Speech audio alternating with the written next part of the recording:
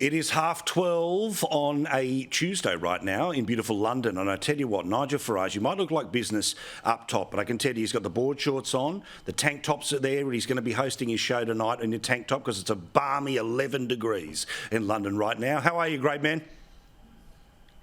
We're good, yes. Spring has finally arrived, so we're kind of smiling, but I have to say, we're all looking across the pond to the USA because that's the big story of the day. Bloody oath. We'll get to that in a second, but let's talk also about how, surprise, surprise, you know, the spy balloon that it took forever to blow out of the sky for Joe Biden, and then he started blowing out, amateur balloon enthusiasts.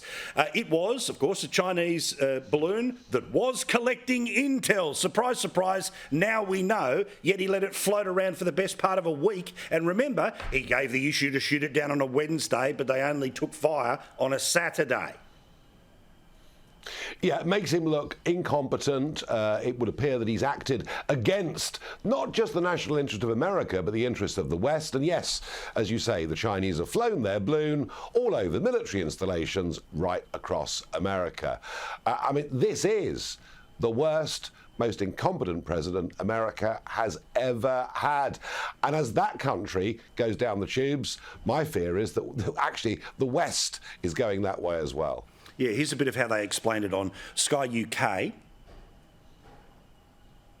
They say that the Chinese were able to control the balloon, that it took multiple passes over some of those sensitive sites, gathering intelligence via these electronic signals, either from sort of weapons themselves or from personnel down on the base, and also that it actually had a self-destruct mechanism on it.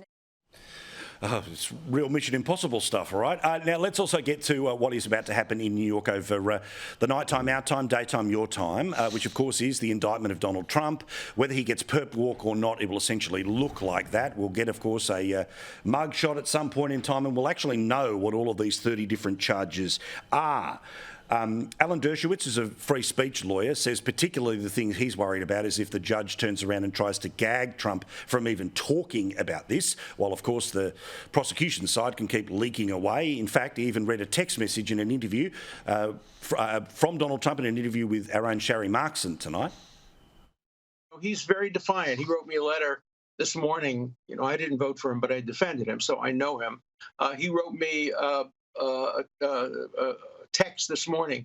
Alan, getting ready to leave for New York. Can't really believe it. These maniacs want to destroy our country. So sad. Nothing on Hunter or Biden, and their crimes are so bad. Anyway, your words are so important. Save America. Nigel, any texts or WhatsApp with the 45th president of the United States? Yes, we have been in touch, actually, with his close office. I'm horrified by what is going on. It is overtly political. It is a complete abuse of the judicial system. And to give it some context, you know, Richard Nixon broke the law but was pardoned. Clinton lied, openly lied before Congress when discussing the Monica Lewinsky affair, but was pardoned. Barack Obama had some terrible misspending on his campaign. He was fined. Hillary Clinton, the same. She was fined. Hunter Biden can make millions from corrupt regimes all over the world. Nothing happens. There's no public debate. And Trump now faces these charges. The whole thing is an absolute disgrace. And I have to say, if the judge today tries, even attempts, to put a gagging order on Donald Trump to say that he cannot discuss what's going on in the case, then, well, and I'm not encouraging this, but then I think you will see violence in America. So I hope and pray that at least doesn't happen. But to any fair-minded person, given that historical context that I've just been through, they have to see that what is going on here is just plain wrong. Well, also, when he ends up in front of a jury, he'll be doing so in a city that votes basically 85% Democrat. They literally passed a moral judgment on him less than 2 years ago, not to mention, of course, his profile in the city over the many decades before. How do they possibly find 12 neutral? Are they going to find the 12 homeless people out the front of the main railway station that didn't vote? Because honestly, everyone in New York votes, and they all vote D. Yeah, no, that's right. I mean, as you say, the Republicans are in a very, very small minority in that city. Difficult to see just very difficult to see how he can even have a fair trial. But, you know, we're reaching a really important moment. I mean, do we actually believe in democracy? It was interesting. Biden yesterday, at a sort of rather mumbling press conference, sort of hinted that what was going on was to protect the Constitution and to stop Donald Trump from running again. It was the nearest thing I've seen or heard to collusion at every level. And this is about free and fair democracy. It is about a judiciary that people can have confidence in. And if you look at where America's going, it's in a very, very perilous position.